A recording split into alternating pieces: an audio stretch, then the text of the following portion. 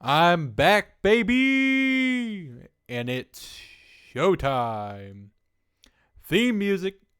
Two sides of the same coin. That podcast is weird. Two sides of the same coin. Hey there, Noah. Where you been? We need the podcast back again. Two sides of the same coin. If you get that reference, you're a nerd. Hey there, Scooby. Where you been? Trouble's on the loose again. Scooby. Scooby-Doo. Scooby. Shaggy's gonna be there.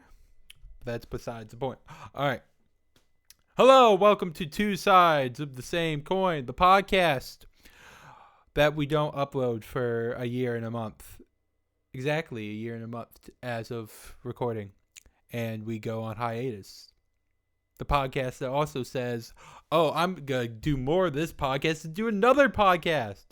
And then drop off the face of the earth. Yes, hello. Hello, my lovely audience. It's been a while. I've missed you. As for an explanation for where I have been, a lot has happened.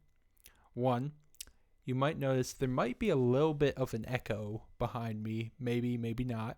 I live somewhere different than where I used to be. I'm no longer living with my parents, and I'm living on my own per se with a roommate, and that had happened. Had a family emergency that happened that prevented me from recording.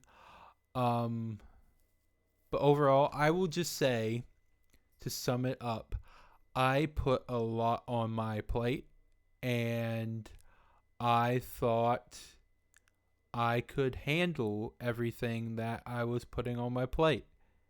Because at the time I was a youth leader, at the time I was working a full-time job, I was doing this podcast, I was doing things with my friends, like doing movie trivia and writing questions.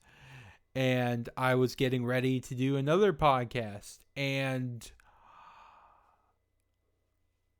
I gave myself a deadline of when I wanted to do the other podcast. And when it came to that deadline, it just didn't happen. And I didn't just decide to just stop uploading or whatever. I had one or two podcast episodes that I actually recorded and just never uploaded. And I feel sorry because I recorded with a friend of the podcast, Jamie Gore. We did disappointing superhero movies, and I think I still have the recording. I don't know if I want to upload that or not, since it's over a year old recording. I might just re-record that. But yeah, I'm back now. I miss doing this, and I will say, not doing this for a year, I think was a good thing, but a bad thing. A good thing because I needed to take a break from a lot of things, like currently not a youth leader anymore. I needed to take a step away from that. But whether or not I did need to take a break from the podcast, and also like I think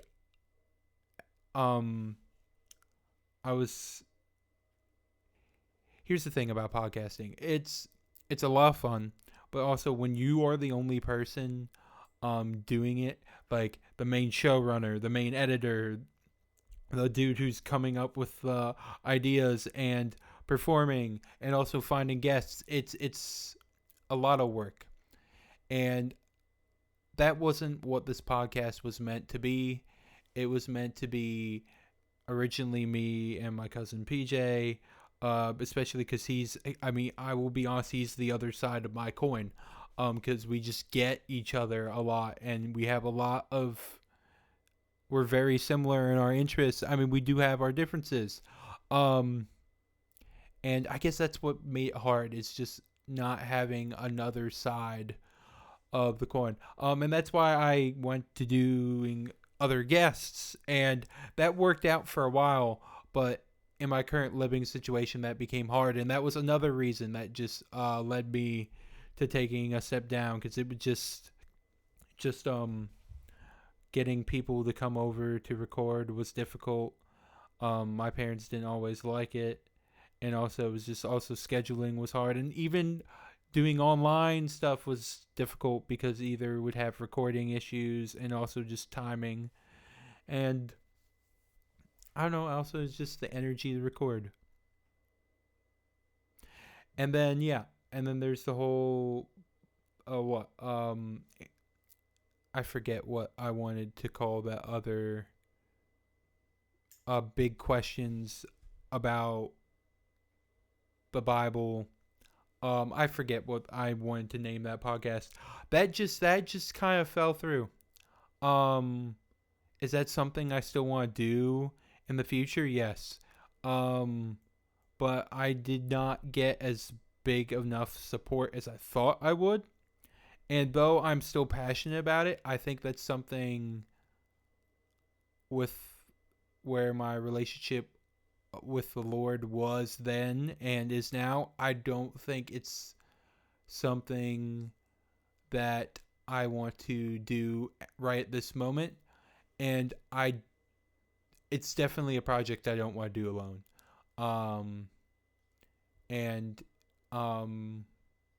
Yeah, if you're someone who really wanted that project to happen, supported that project, and would like to help me restart it, your help is welcome. But to get back to the point, yes, I am back. I am going to try to release episodes regularly. As of this week, I'm going to record at least one episode after this. I have plans. As of what this podcast is going to be, yes, I'm going to get guests, but I think I'm going to target more. I'm going to try to do more just me content and see how that does. I'm still going to do top 10s because that's something I enjoy doing. It's mainly going to be TV and movie content. I might swivel back and forth between video games, and maybe I might just make this a rant podcast too. If people like listening to rants, I'm going to. I don't know. I've thought about. I'm not gonna lie. Over the past year, my language, and when I mean language, I mean cursing, has got a little bit worse. I'm gonna try to keep most of this PG because I don't know who's mainly listening to this. I believe it's not mainly people my age and older. But we'll see. And if I do get out of hand in an episode, I will put a warning ahead of time in case there are parents listening to this with their children. But yeah. I'm sorry, that was a long pause. Yeah, I just lost my train of thought again. I'm good. Yeah, I'm doing freeform content. That's just what we're doing, and we're gonna stick with that. As for the other part of this episode, I was going to talk about my 2024 favorite films, and you're gonna be like, Noah, we're third or fourth way up through the year. You're gonna be talking about 2024 films now, and the answer is yes. I'm not gonna lie, because of the things that happened last year, like moving, family emergency, and just and budgeting. I didn't see as many movies as I thought I did last year. I mean, I saw a lot of movies. I just didn't see a lot of 2024 movies. Because I think I saw some around like 30 2024 or 2023 movies. This past year, I only saw 12 in the theaters. And or on streaming services. So we're going to just start at number 12 and make our way up. So number 12. 12 I would say yes. It's at the bottom of the list, and it was probably the worst film I saw and the most disappointing. You probably know what it is, maybe you don't. It's Madam Web. Um I'm tired of these Spider-Verse spin-offs, and you can't really call it Spider-Verse because the main thing around Spider-Verse is Spider-Man. A lot of it alluded to Spider-Man a lot, even though a lot of these characters don't have their powers, don't make sense without Superman, or not, Superman. Spider-Man. Yeah, it just did not work. Dakota Johnson, great actress. There was a lot of great actors in this movie, and it just fell apart a lot. It wasn't good. Number 11, The Tiger's Apprentice. This was a Paramount Plus original, I believe, focusing around the Chinese zodiac, and like it was kind of like a superhero thing. It was okay. It was okay. Kids. I think kids will like it. Show it to your kids. I don't know. If you want them to learn about the Chinese zodiac, maybe not. The plot was okay. It was not the best. Number 10 is Lord of the Rings: War of the Rohirrim. I'm not gonna lie, it might have been one of the most anticipated movies for me of last year, and was one of the most disappointing. I don't want this to get political. It wasn't a good main character. I'm just gonna say it. There's a lot of Lord of the Rings content.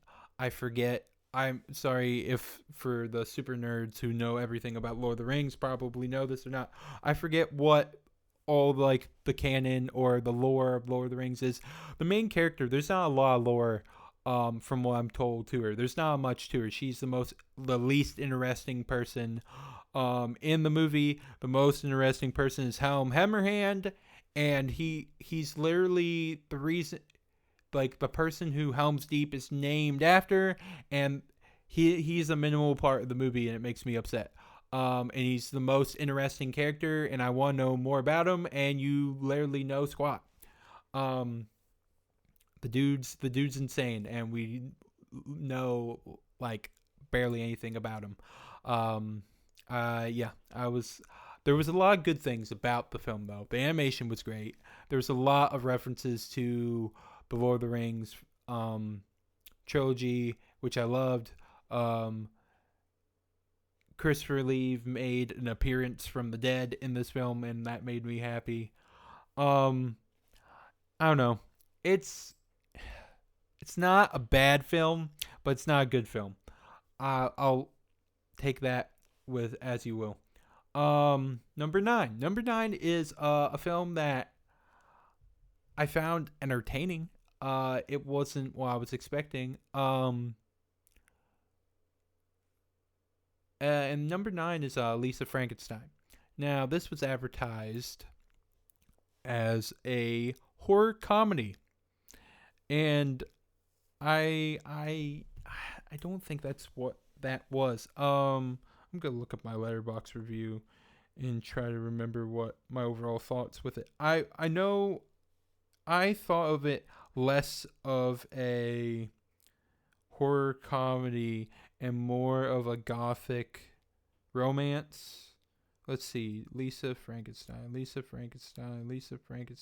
is Lisa Frankenstein? I know I wrote the review. Lisa Frankenstein. When did this movie come out? It came out in February, didn't it? It came out. Lisa Frankenstein. Hitman's Apprentice. No, it's not that. Bloodshot. No, I saw this in February. I'm positive. There we are. Lisa Frankenstein. Okay.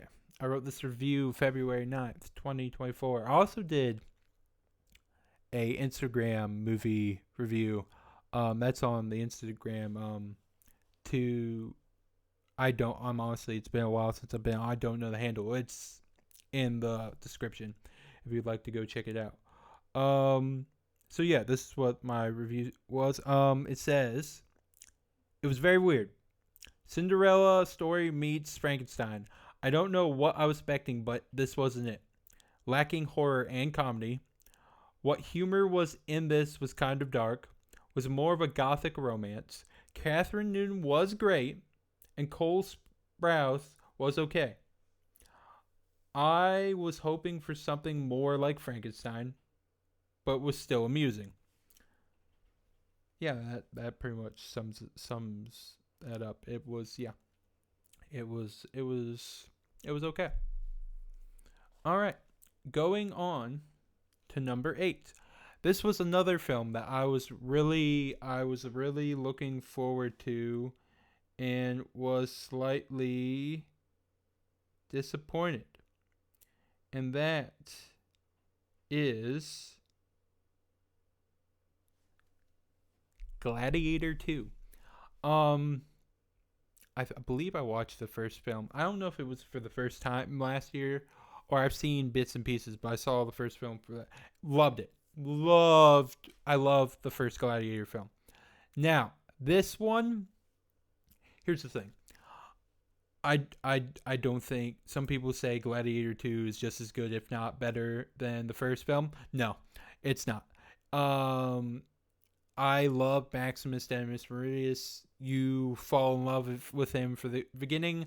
I don't really care for the main character in Gladiator 2.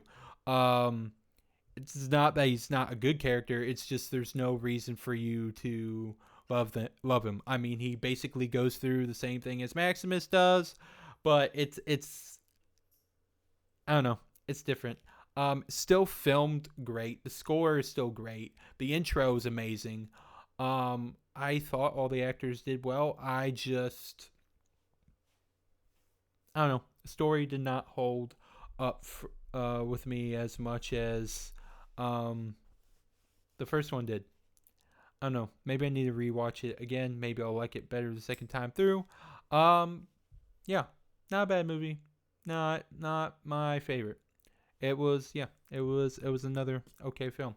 And going from another okay film to another okay film, we're going to our number 6, which is Land of Bad. That was another film that I saw quite early in 2024. Land of Bad was an action film. That's what I remember. It was more than just an action film. It was starring Liam Neeson and Russell Crowe. I don't know really what else to say about it. It was I mean I liked it. I liked it more than all the other films.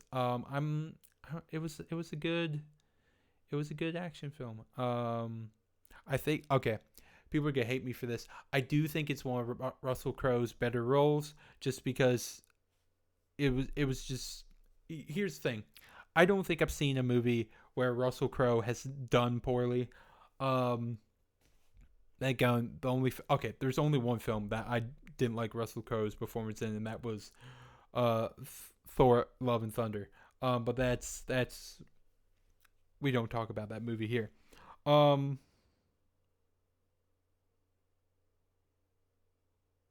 Okay. I'm sorry. I was looking at my Letterboxd review, and I love going back after like a year reading my old Letterboxd reviews, because at the time it like sums up how I perfectly how I feel about the movie. All right. So here we go. Is it perfect? No. Do I have my issues with this film? Yes. But I think this is a reminder that this is a reality for some of the men and women who serve the U.S. military.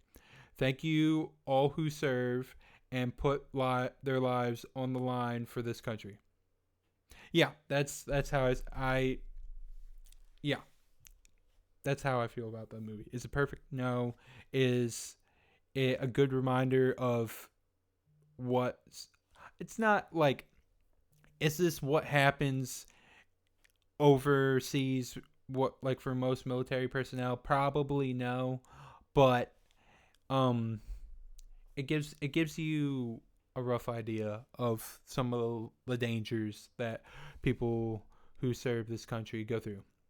Okay, going from one action movie to a semi-action movie. I don't know if you want to qualify that, but number 5 is Civil War. Now, I'm not gonna lie, I really enjoyed this movie. I know some people do not like this movie because it was like, oh, I was expecting it to be like about a legitimate civil war.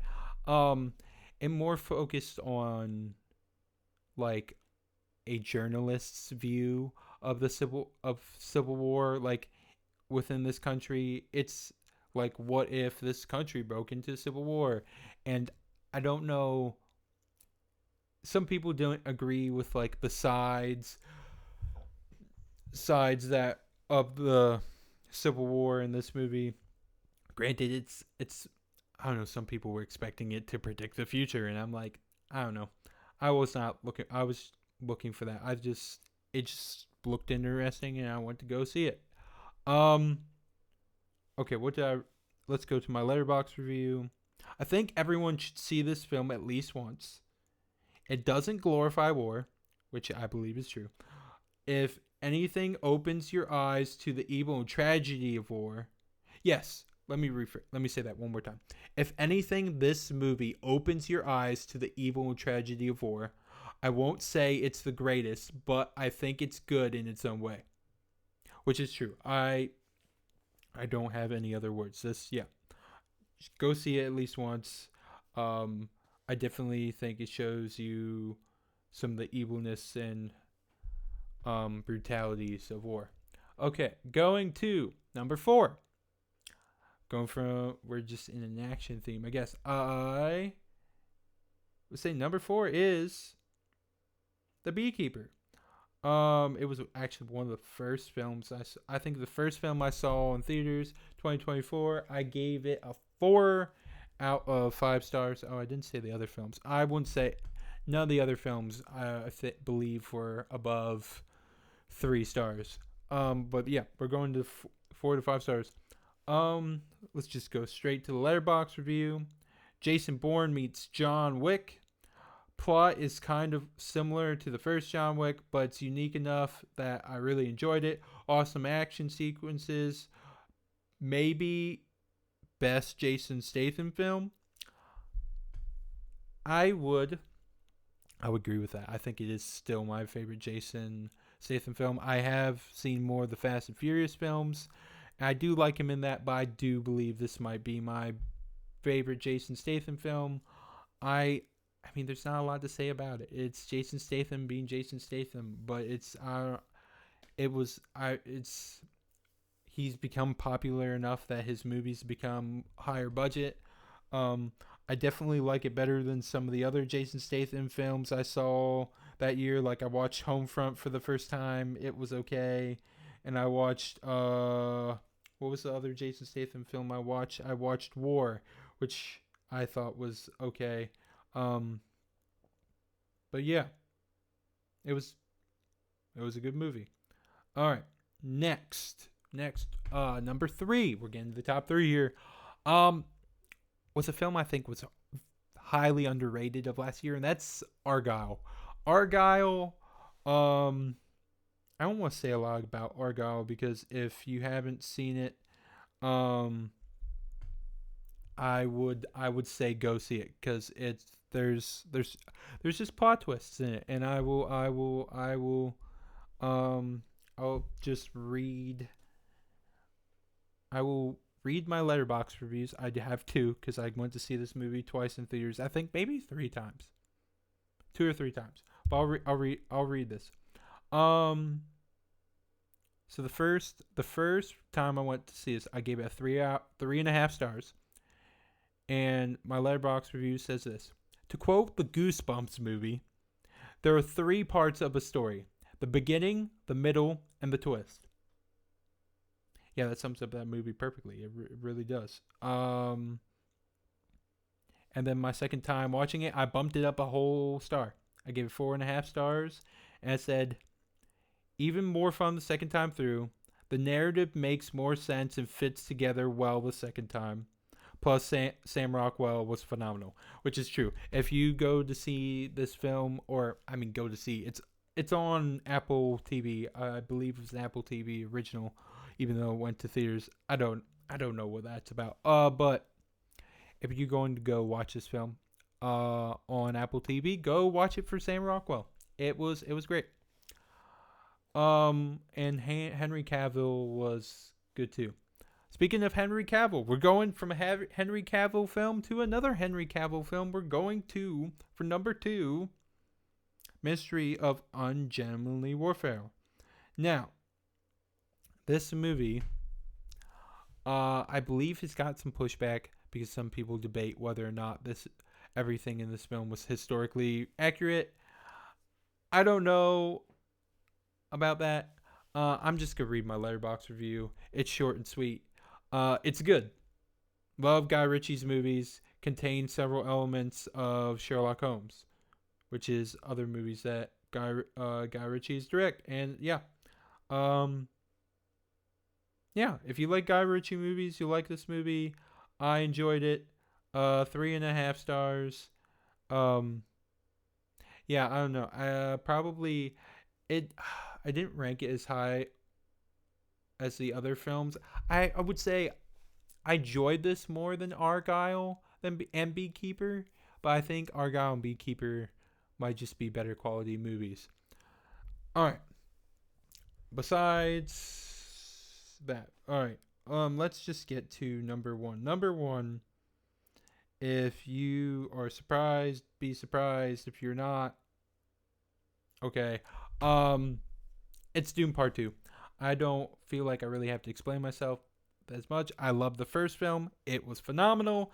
And the second one did not disappoint. Denis Villeneuve did a great job. Hans Zimmer with the score. Chef's kiss. Let me see. I'm sorry. I'm looking at my Letterboxd review.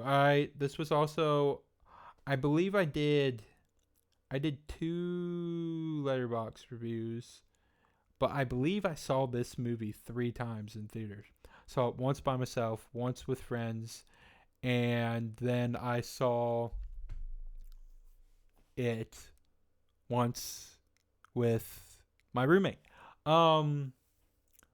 I will just say, before I read my Letterboxd reviews, I will say I love this movie so much that I got a shirt that says "May Your Knife Chip and Shatter" on it with Paul Atreides silhouette in the back. I just love this movie. I believe it's my favorite movie that came out last year. So let's go to the Letterboxd review really quick. So much happened in this movie. Love almost every minute of it. It is long though. The visuals are breathtaking. Story is heartbreaking. Overall, it is a lot to unpack and process. Still amazing. Look forward to watch a second time. Not sure if I like this or the first film more. May thy knife chip and shatter. All right, let's go to second watch. All right, just to note, first watch, 4.5 stars. Second watch. I also gave it the same rating, 4.5 stars. Doesn't feel as long the third time though. Oh wow. Okay, I didn't even do a second. That's okay. Review. No. Good movie. Loved it. Yeah. That is it for my top 10 of. Well, not top 10. That was more top 12 because I only saw 12 movies last year. Sorry if that was a little rambly. I don't know. Hopefully that's not going to be what this podcast turns into, me rambling for a half an hour to 40 minutes. I don't think so. It's going to get more structure as I go on. For future episodes, as of right now, I do have plans. Not a lot of plans. I am starting to make lists. I would say look forward to ranking the Fast and Furious movies. That is coming up. I don't know. I can't promise how soon that will be because I am still finishing them up. I got 2 more to go through. I do plan on doing an episode, which I believe is going to be the next episode that's coming out, which is going to be talking about not Looney Tunes, but the Looney Tunes show that came out in 2012. Yeah, I'm looking forward to that. No spoilers for that episode. What have I been watching lately? As I said, Fast and Furious. As I said, the Looney Tunes show. I did watch a couple episodes of that. I just watched The Accountant for the first time last night. I thought it was really good. Really, really relatable. I might do a review on a full review on that at some point. Maybe before the first one, or not the first one, the second one comes out, April 24th. I don't know. I might do car ride reviews again. Maybe not. Those didn't do well in the past. Let me know what you would like to see. At two sides of the same coin at gmail.com. Hopefully I worded that right, or let me know on Instagram. Everything's going to be in the description. Yeah, I believe that's it. I don't know. I have some shows that I'm probably gonna watch tonight that I might do reviews on, like Dragon Ball or Samurai Jack. But yeah, this is your favorite Looney host signing off for now. I will see you on the flip. See you guys later.